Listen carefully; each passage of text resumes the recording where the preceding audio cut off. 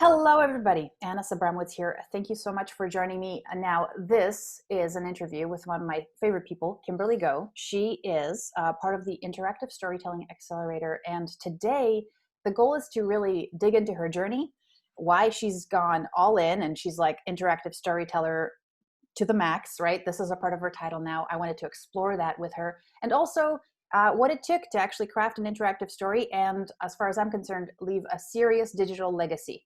So, you guys ready? I hope you're ready. All right. Hi, Kimberly. Thank you so much for joining me. Hi there, Anna. So glad to be here. Awesome. So, okay. So first off, you joined us. It's kind of cool. I feel like you are part of our founding members, right?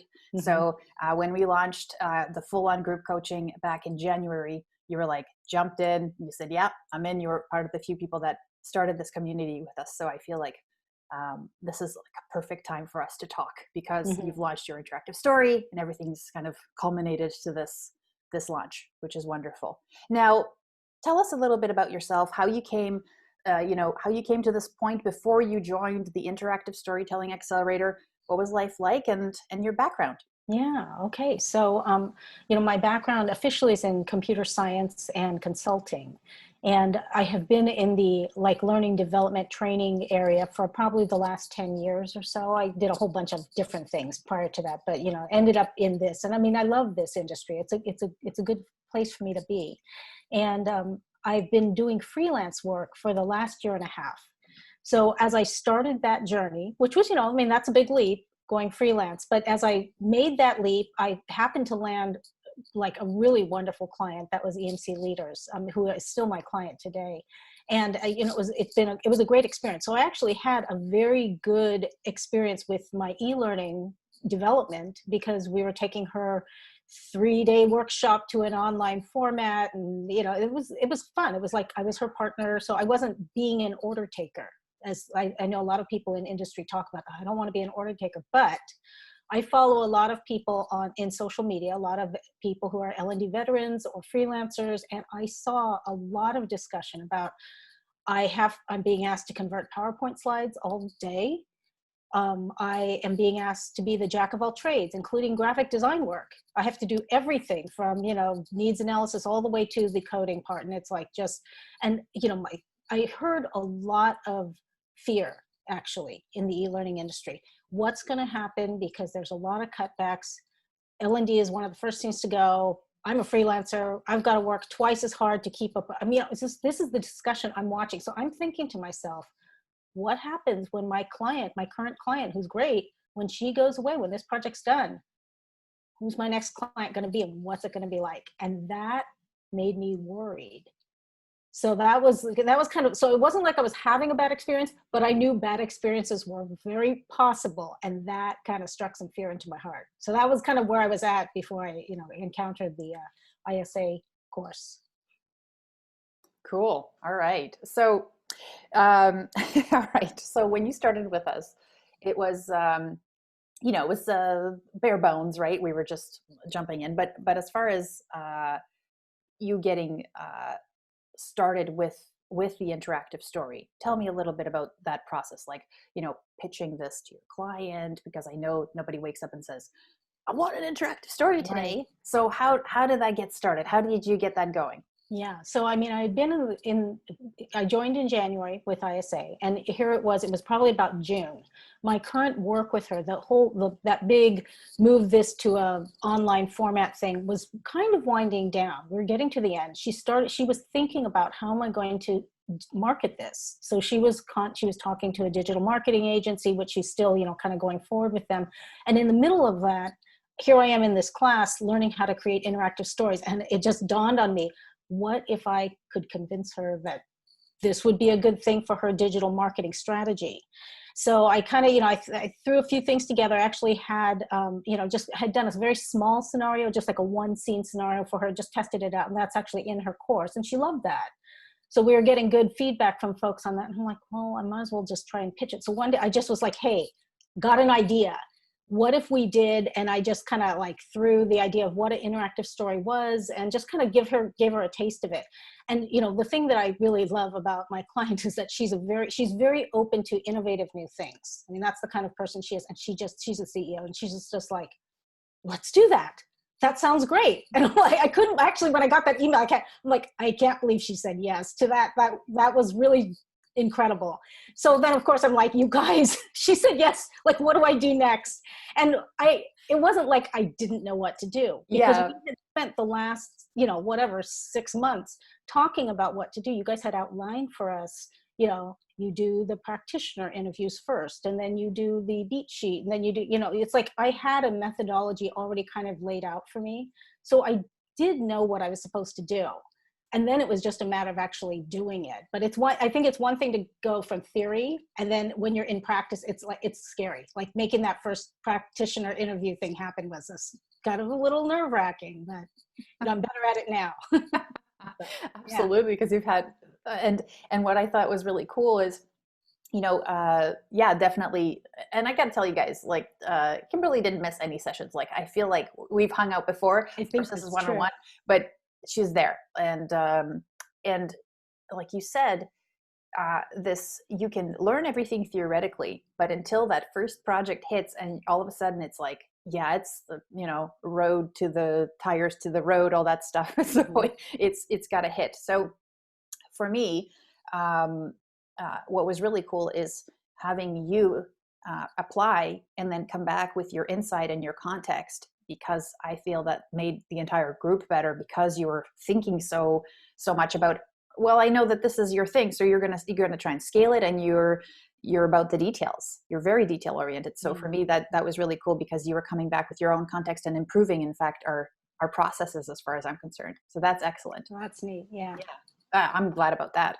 So, okay. So I'm thinking, how, you know what, and tell us a bit about, you know what, not a bit, just tell us everything that you want to tell us about your interactive story. Who's it for? What's its major like goal? And then like walk us through that process for you. Yeah. Okay. So from the very beginning, we knew that this story was meant to be part of a larger digital marketing campaign that was going to be done professionally. I mean, that's not my expertise, but we knew somebody else would be taking this. This is one piece of content. So with that in mind, I already kind of knew what the call to action was going to be at the end, which is going to be to ask people if they want to visit her website to purchase the masterclass that we had just created. So it was a sales mechanism, essentially. Mm-hmm. But what I really liked about the way that the whole story evolved was, because it was a story, it wasn't just like some kind of a cold call sell, you know, hey, buy this course. I mean, if you're a participant who's like engaged in the story, you're following the hero, Steve, and the name of the course, the name of the story is Workplace Warzone. And Steve is just this manager who's like, he's having a really difficult time because his whole team, they're a bunch of superstars, but they're all fighting. So it was all about workplace conflict. And as a manager or a leader, what do you do? How can you resolve the problems that you see in the workplace? And that's what the masterclass is all about. So we were just kind of giving them a little bit of a taste. I mean, it almost just barely scratches the surface of what is actually available in the masterclass, but it's all about emotional intelligence and human connection and knowing what to do when your instinct says brainstorm solutions. And the real thing that you should be doing is validating the person's feelings because they are feeling fearful or upset. And so it's learning to not do the instinctive thing. And so when we had those choices, because the way a story is written, after you've got this kind of, you know, this sympathetic character, you care about Steve after you see what his life is like. And then when you get to these decision points, you have to make the decision when he's talking to a colleague. Do you brainstorm solutions or do you validate feelings? And I really, for me, because I had spent the last year immersed in emotional intelligence stuff with my clients. So to me, it was like so obvious. I'm like, everyone's going to know what to do. And it surprised me when I would put it in front of people, even our group in the ISA group, and people were like, brainstorm solutions. And I'm like, whoa, that was the wrong answer. But like, I'm not saying anything. And that was odd. That was what was surprising to me, was how I've kind of become my own subject matter expert in a way, which is like, I'm too close to the subject to realize how not intuitive this is. So the story really just lets you get a taste of what it's like to be the decision maker, you have to make 4 or 5 decisions like this. And at the end, you're either going to have a great ending, which is hard to get to, or you're going to end up at it's kind of a mediocre ending, or a lot of bad endings. And bad is like, you're fired kind of bad. So and then it's like so sad when Steve gets fired. So I actually enjoy playing through the story myself, because I was like, what should we do to Steve today? Let's do this, And I think that is part of the joy of doing interactive storytelling. It's like, you don't just get to watch other people enjoy it, you actually enjoy it yourself. And I can tell you that doesn't happen too often in e-learning creation, right? I mean, it's not that fun to watch a computer simulation, a screenshot thing. How many times do you go back and do that for fun? You don't, right? Yeah, absolutely.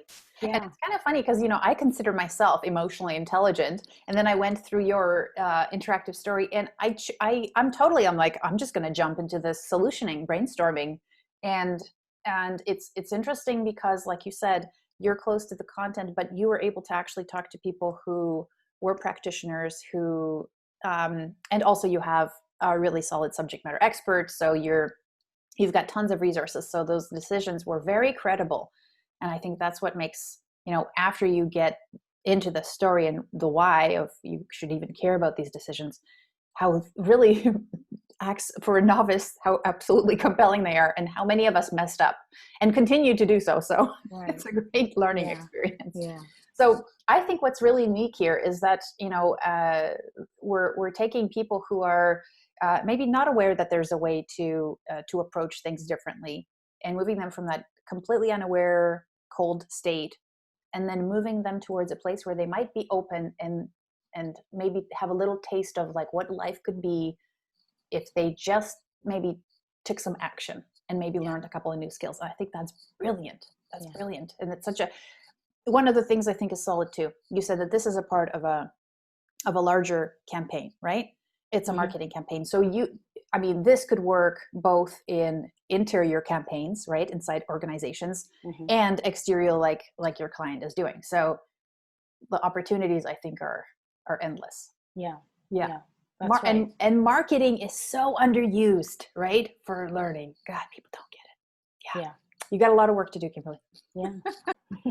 By the way, she's available if you guys want to craft an interactive story. This is your lady. Okay. So your interactive story, the goal is basically to get people at the end to get feedback. So it's a valuable experience regardless of whether they actually participate in the program or not, but it is to get them to take the next step and say, hey, maybe there is training that could help me have a better, less stressful life at work. Yeah. Okay. That's awesome. Okay. So now when you were first deciding to join the program, what was it that made you actually just pull the trigger and join? Yeah. So it's interesting because I really remember this is prior to even getting to that decision point.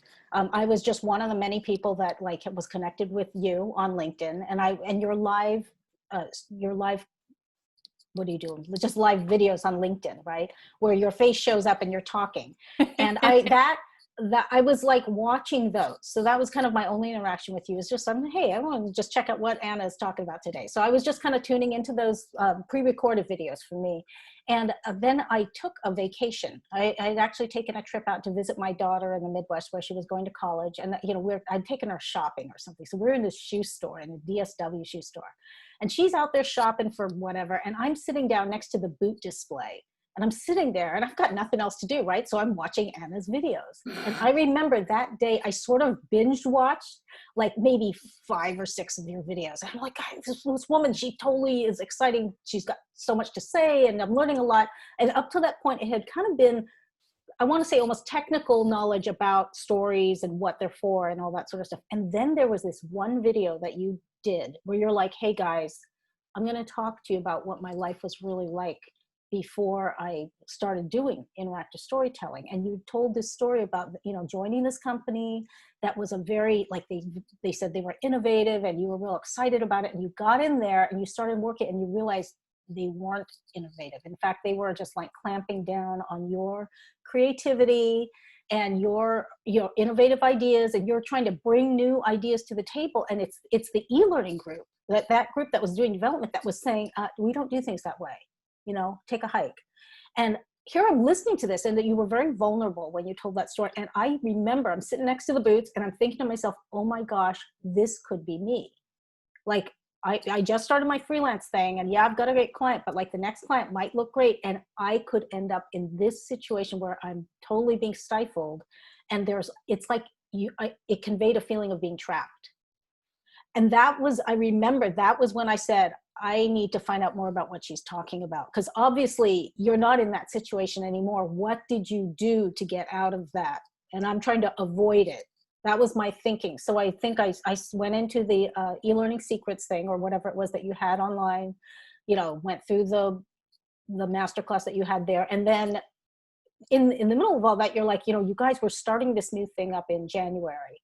You guys want in? And I'm like, yeah, I'm there. So it was to me, when you said that, it was like a no-brainer. Like, I have to do this for the sake of my career, because I want it to go well. I don't want to crash and burn, as so many other people are talking about. This is kind of where we're headed.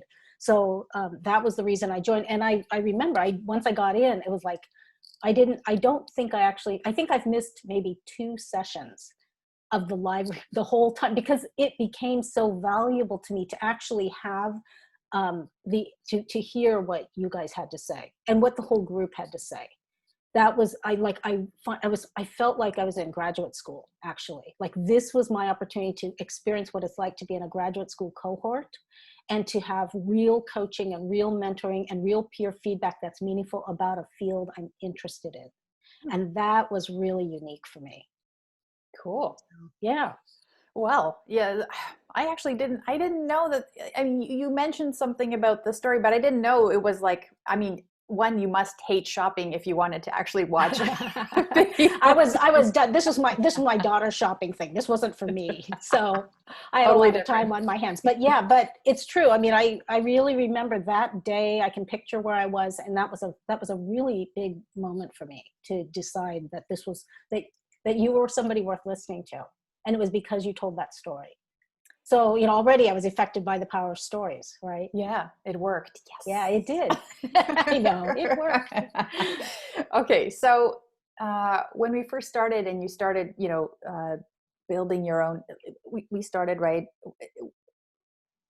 We were bare bones, and a lot of things were we were introducing you to things that probably weren't very mainstream in instructional design. So how did you feel when you first started? Were you skeptical, scared, freaked out? How did it feel? Yeah, I don't think I was scared. You guys aren't scary people, you and Ryan. It's like, no, this was, but I do remember feeling intimidated, because, you're in this group, obviously, you've got your instructors who, yeah, they're very nice, but I felt like you guys were like, just, you guys really were up there, and a lot of people knew you. And I had known you guys as the creators of Broken Coworker, because that was something I was introduced to that during one of my school things or something.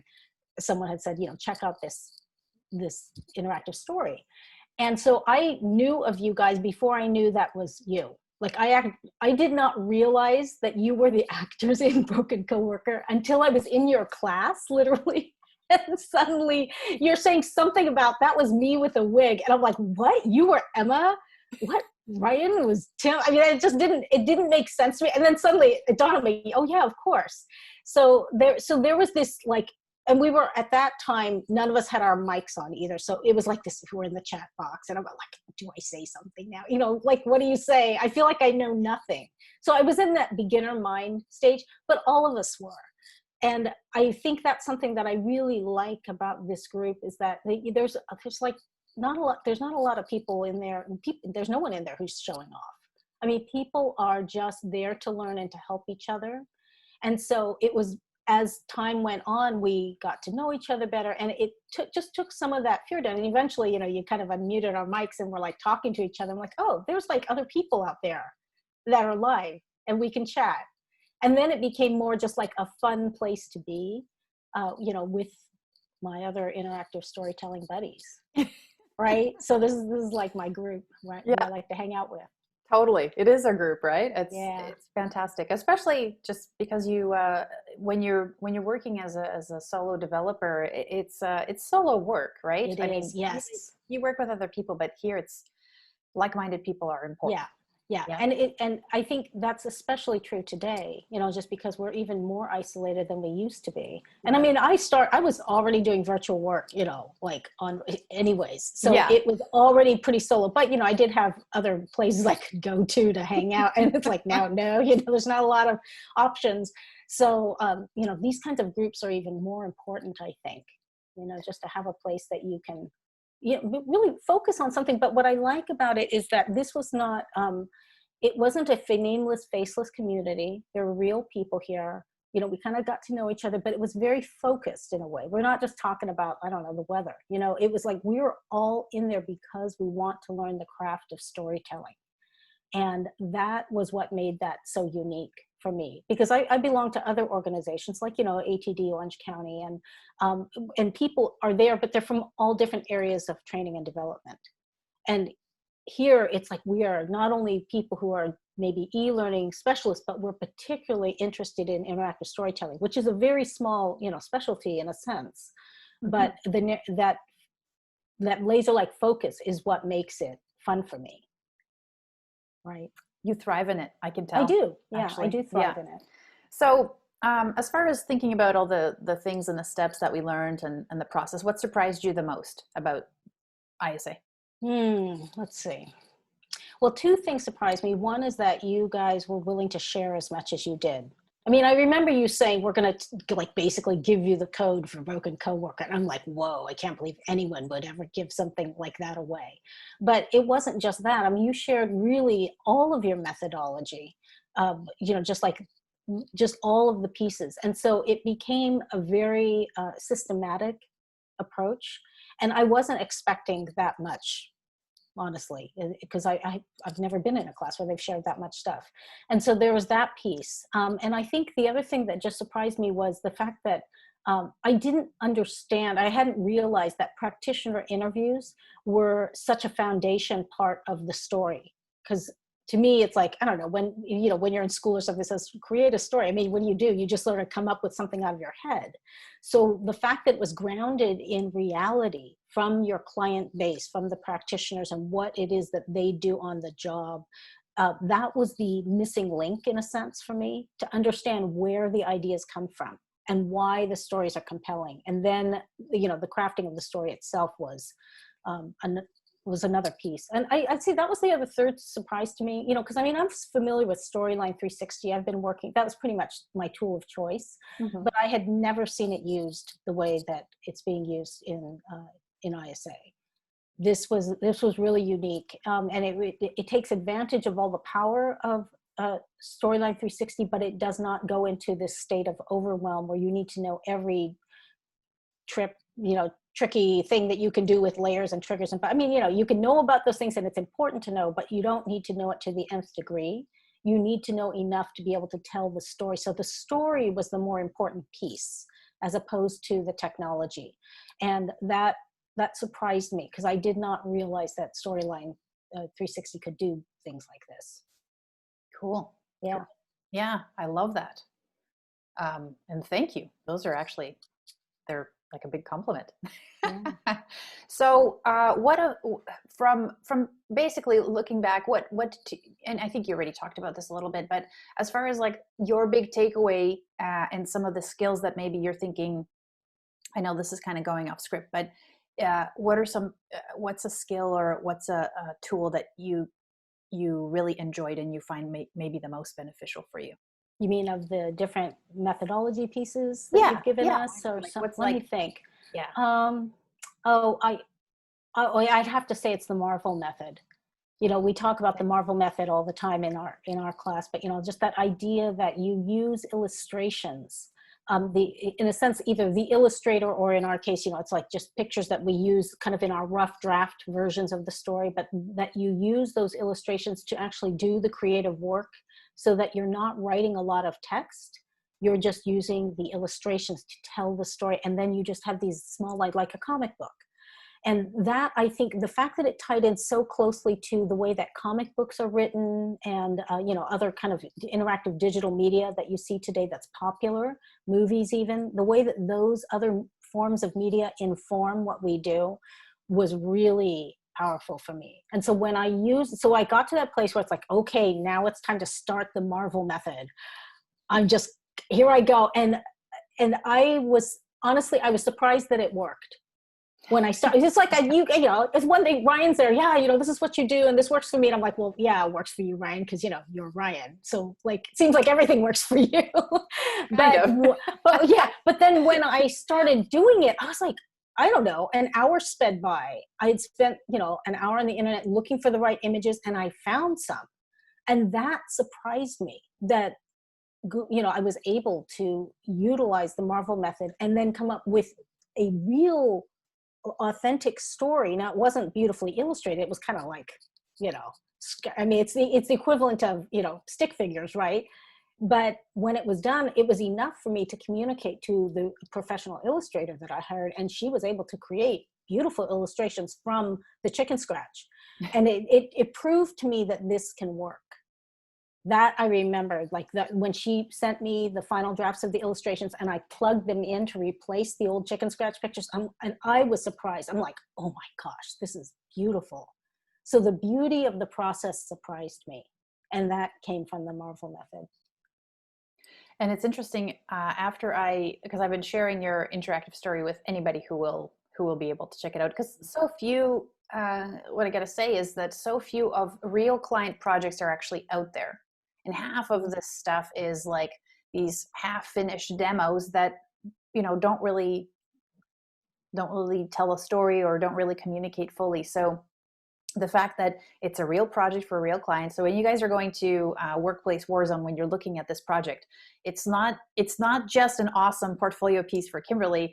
It's actually a project that a client is using to attract audiences to their course, which is fantastic.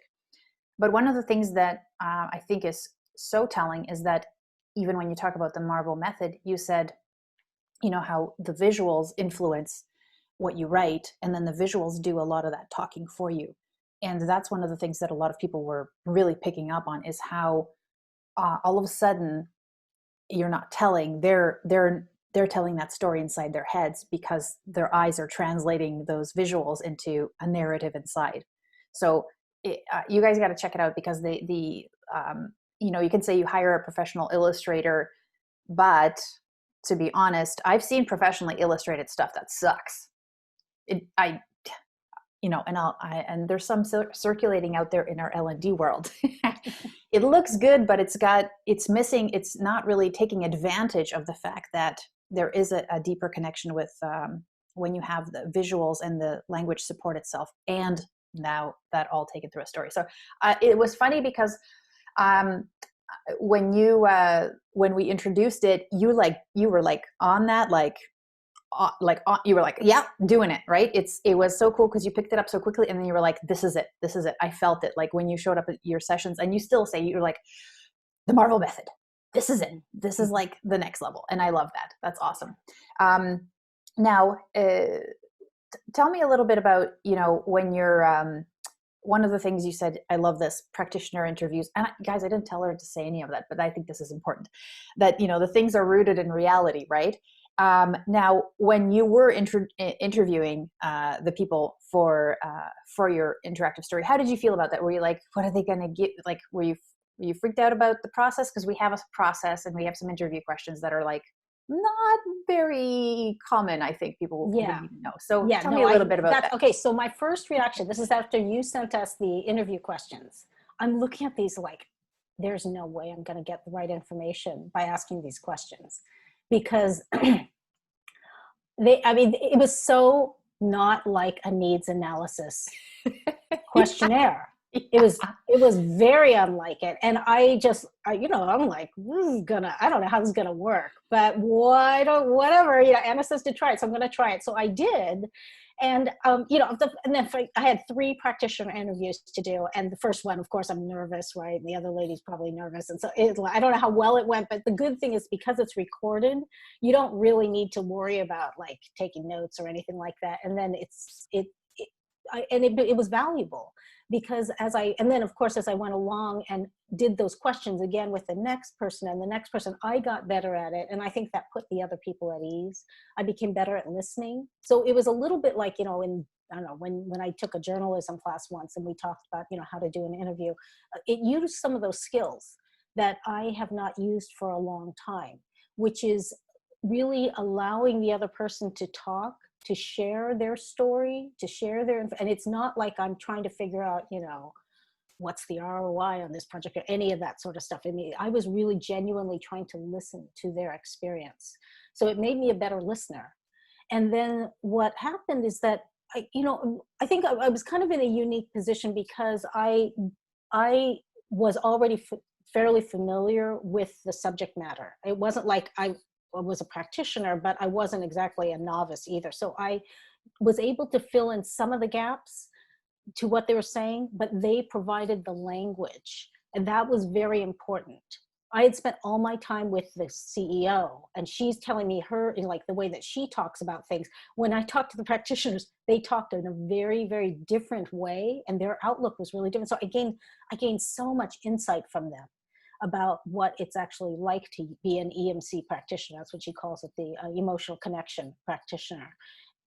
It's, you know, these are coaches, these are CEOs who've gone through the process and their experience with it was different than the SME's experience. And that was kind of like revelatory for me to see the difference. But when you put everything together, you're able to, I didn't have that sensation. After I did the practitioner interviews, I did not sit there in front of my story feeling like that blank page fear syndrome.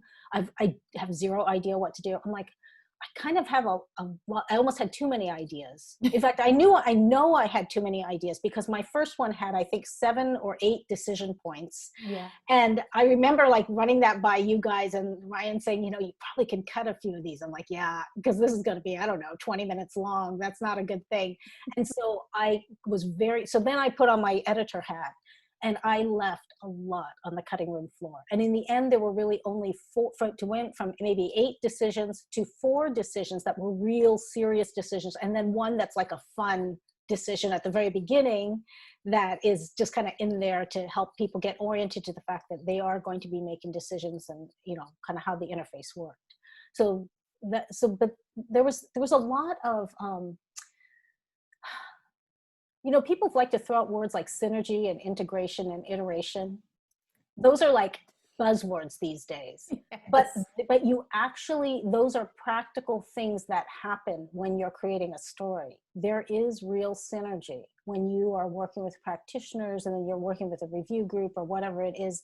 And you do have to integrate and synthesize stuff from it's like being an interdisciplinary worker as opposed to just a technical worker or just a performance consultant or whatever it is I don't just do this. I have to integrate a lot of different things and skill sets to craft a story.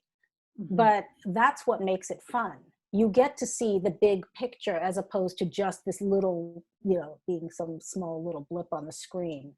And I really enjoyed that big picture thing. And then it's just emotionally, it's rewarding to actually take, when you're finished with the product, you can take someone through an emotional journey of starting with the story and feeling for the character and then taking them through all the conflict because each decision is conflict and then having an ending that might not be satisfactory or it might be great. And that complete arc is really a satisfying thing to have created and to let people participate in. So I think that's what I enjoy the most about the interactive storytelling process and about, you know, being a part of this, you know, this group, the ISA group, is that you guys have helped me to become you know, a story crafter, or as we call it, sometimes we call it being the creative director. I think that word sort of floated to the surface during one of our discussions. And I'm like, yeah, you know, I've always wanted to be a creative director. I just know zero about film and, you know, that, but you get to be that person in this role. And I will never forget, we were watching as part of our class one time, we were watching, it was the guys from Pixar, the two guys, they were talking about how they developed Bug's Life. And somebody made the comment, I think it was Don, he was one of our guys in our group, made the comment, I want that job. Oh, wait, I have that job. And that was like, yeah, that's exactly it. We get that kind of work. So it's a really great specialty to be in all of e-learning. I mean, this is the one I picked. So that was actually a big shift for me, because my original online portfolio had, you know, I don't know, a bunch of different pieces, from computer simulations to in Captivate. That was Captivate, which I'm not using anymore, but it was there because I've done it, right? Had that thing. I had some stuff in Rise. I had stuff in Storyline. But I mean, but they were engaging, but they were very traditional e-learning. I mean, when you come right down to it, I don't think there was a whole lot of branching going on or anything like that. It was just, you know, it was the stuff that sells. And those were the kinds of, because that was on my portfolio, those were the kinds of inquiries I was getting from potential clients. And I mean, thankfully, I was so overbooked, and I had so much work to do with my current client. I was able to say to them, you know, maybe next year. And when I finally finished this workplace war zone story, I made the decision that this is what I'm going to specialize in. So I have to decide to take down all that other stuff that's kind of half-baked in a sense, because I don't want to attract clients who want this kind of work anymore. I have to take the leap to saying, this is what I specialize in, and here is my new portfolio piece, and I wrote a couple other pieces that kind of went underneath it, and that's it. But, you know, I've got to start somewhere, and you have to start with, you know, showing the kind of work that you want to do. I mean, I do know that. So that felt like a big risk. The day that I pushed OK on my Squarespace and at my new website, I was like, I'm committing to this big time, but I'm just going to do it. And it was hard to let go of kind of the things that I had done. I mean, I was proud of them at the time, but they just aren't serving me anymore. I was going to ask you about that. I was going to ask you because, like, I remember you jumping on a session. You said, guys, I'm all in. This is it. I'm interactive storyteller. This is my title. And I was like, yeah, I changed my LinkedIn title and everything. Yes. Right. Yes. So, yeah. And I think one of the challenges is that I had this sense of, I think a lot of people out there in the world, not only in e-learning, but even in just general industry businesses, they don't know what interactive storytelling is. And I know you and I have had this discussion that it's almost like, until we put our work out there for them to see and it becomes, you know, popularized, people don't know this is what an interactive story is and this is what it can do for them. Like, it's worth getting. So it's almost like we have to put the work out there to create the market, to create the, you know, and we know that there are people out there who want this because you guys are doing that. I mean, this is the kind of work that you do. But I think in general, it's not as well known as, you know, click and reveal e-learning and PowerPoint slide conversions and, you know, I mean, all the other stuff that people talk about. Yeah. So yeah, I would love to see interactive storytelling become the new buzzword as opposed to AR and VR and what it's going to do for the learning industry. I mean, it would be great if people said interactive stories and what they will do, because stories show up now in a lot of other areas. I mean, I see it popping up in not just training, but also business. People talk about the power of story and how it moves people to behavior change. And behavior change has always been this big, you know, how do you accomplish that? Yeah. It's the hard thing to do. You can stuff people's head with knowledge, but how do you actually get them to change their behavior? And story seems to be that missing link. This is what could get them there. And so that was, to me, that was kind of a revelation. It's kind of interesting you're saying, you know, storytelling is starting to permeate. We're taking it back, because as far as I'm concerned, storytelling was developed by humans to learn and to retain and to organize information. And for some reason, the entertainment industry has decided that it is theirs. We're taking it back and we're leveraging it now. So yeah, so that's totally awesome. I love that approach, and I love the all-in attitude. Okay, so where can people go to learn more about your work, what services you offer now as an interactive storyteller, and where they can, just maybe ask some questions about getting involved.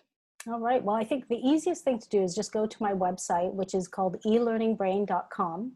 And, you'll be able to see Workplace Warzone. Actually, my client is in that process where I've given her this piece. She's got it, but they haven't finished the digital media company that we're working with for promotion. They are in the process of building out her digital media funnel. So we aren't actually, it has not yet been deployed in social media. So the only place you can find Workplace Warzone right now is, essentially on my website, because she allows me to use it as a portfolio piece. So go to elearningbrain.com and you can play Workplace Warzone.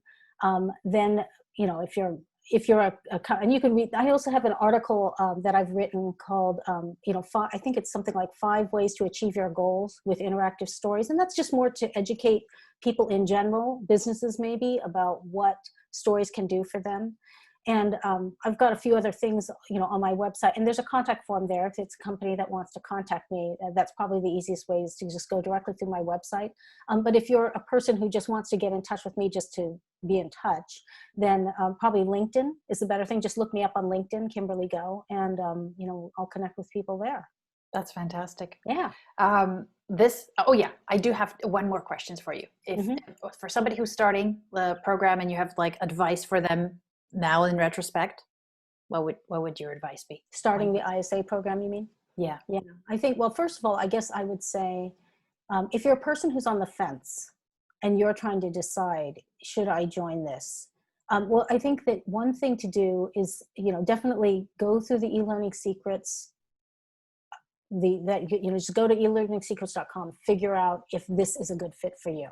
I mean, it's probably not a fit for everyone, honestly. I mean, I think that you have to be a certain type of person that wants to do this. This is it turns you on. It's exciting. I could get up every day and feel good about this type of work. So that's one thing, is kind of think to yourself, what are your goals? Does it fit? But then also expose yourself to it. I mean, go ahead and, just kind of listen to what Anna's talking about on LinkedIn, maybe talk to some other people who are in the class, perhaps. I mean, I think she's got a lot of YouTube. You have a lot of YouTube videos up there of the people, and they could hear what other people say. But for someone who's actually just has taken the plunge and said, yes, I'm in, then I would say stick with it, because I know that I kind of have this idea that there's probably people who feel like, oh, I'm just starting out. I'm because, that started in January and now it's August and I've got I don't know, hundreds, it feels like, of hours to listen to before I'll ever catch up. And I mean, I don't really think that you have to actually just start at the beginning and go right through. I mean, if there's a way for you to just tune into the live versions of our course, that's great, because then you get to know the people who are actively participating in this. And the other is just start thinking to yourself about, what story can I tell? Even for a portfolio piece of your own, what is interesting to me that might be useful for a business, so it can go on my portfolio. And, and just don't be afraid to get in there and give it a try, because it's really rewarding, this type of work. Cool. Thank you. That's awesome. So once again, if you want to work with Kimberly and have her craft your interactive story, obviously the woman is passionate about what she does, and that's what you want, right? Somebody who is 100% for you. So go to elearningbrain.com, and there you also get to experience her interactive story in its full, beautiful visual entirety. And actually, as a part of it, you get a little bit of maybe a lesson in emotional intelligence. So it's pretty awesome. All right. Well, thank you everybody for joining us, and we will see you next time. Take care.